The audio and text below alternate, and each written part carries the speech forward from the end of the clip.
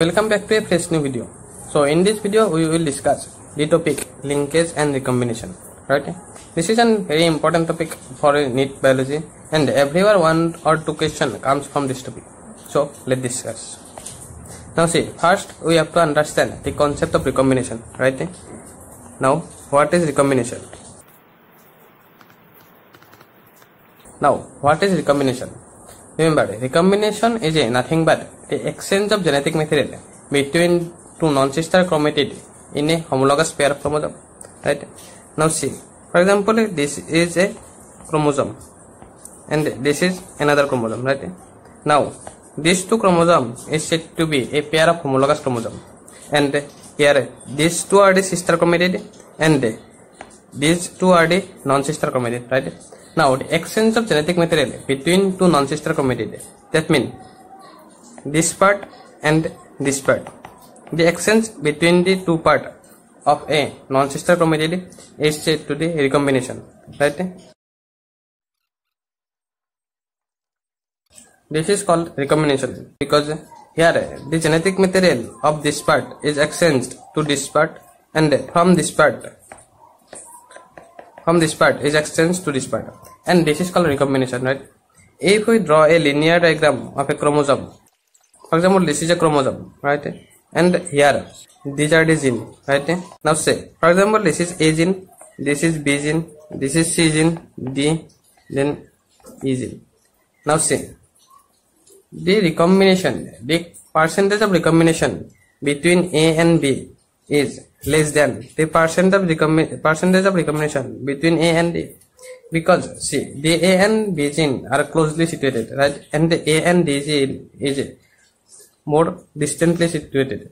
So there is a great chance to break the chromosome here or here or here. That means the percentage of recombination in A and D gene is more than the A and B gene, because there is a less space between A and B gene. So there is a very less probability that this whole chromosome could break here. So the percentage of recombination between A and B is very less than between the A and D. So remember, the percentage of recombination is also expressed as a MAP unit. 1 MAP unit is equal to 1% of recombination.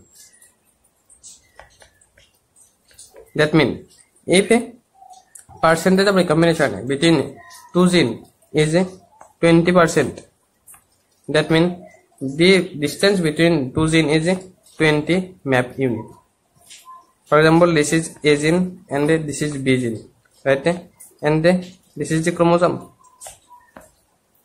So if the percentage of recombination is the 20% recombination, then the distance between A gene and B gene is the 20 MAP unit. Remember. And one thing about recombination is that the percentage of recombination is maximum is 50%. The percentage of recombination can be 60%. Why? I will explain later. Now see, what is linkage? Now linkage is just opposite to the recombination, because for example, this is a chromosome, right?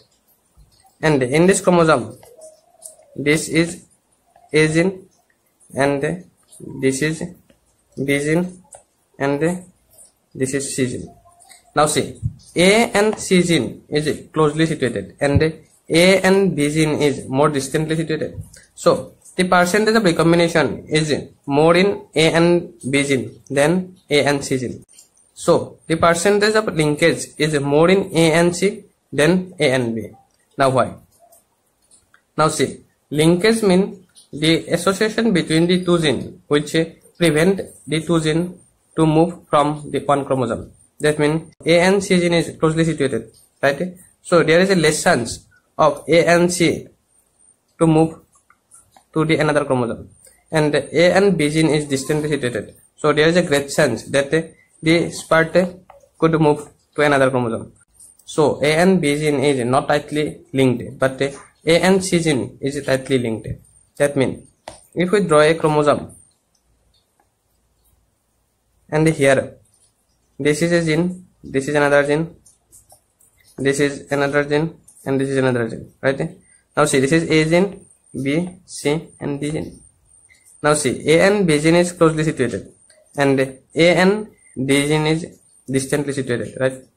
Now A and B gene is closely linked, and A and D gene is not so closely linked, because the distance between A and B is less than the distance between A and D. So here the percentage of linkage will be more in A and B than A and D. So we can say that the percentage of linkage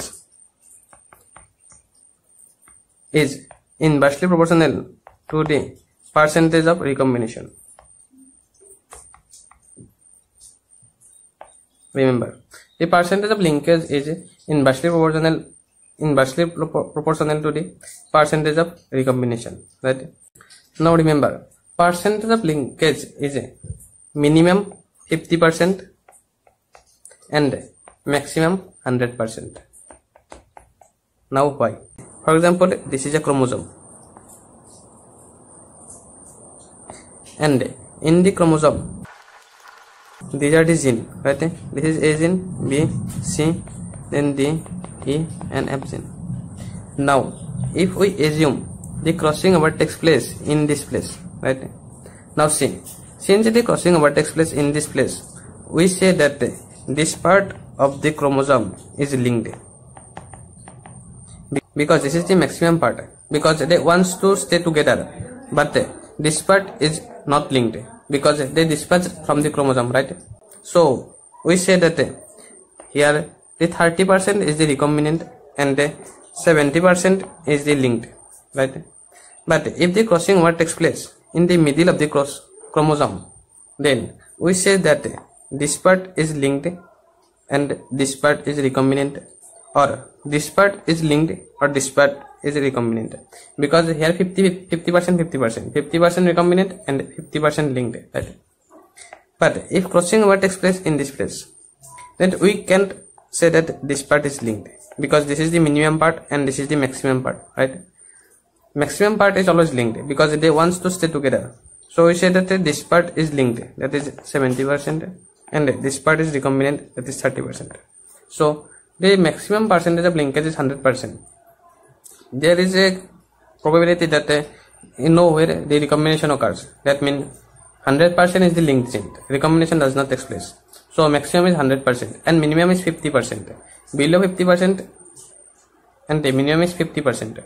But in case of recombination, maximum is 50%, not more than 50%, but the minimum is 0%, because it can be happen that no recombination occurs in a chromosome. So this is all about linkage and recombination. There are some questions related to the linkage and recombination that I will discuss later. Thank you.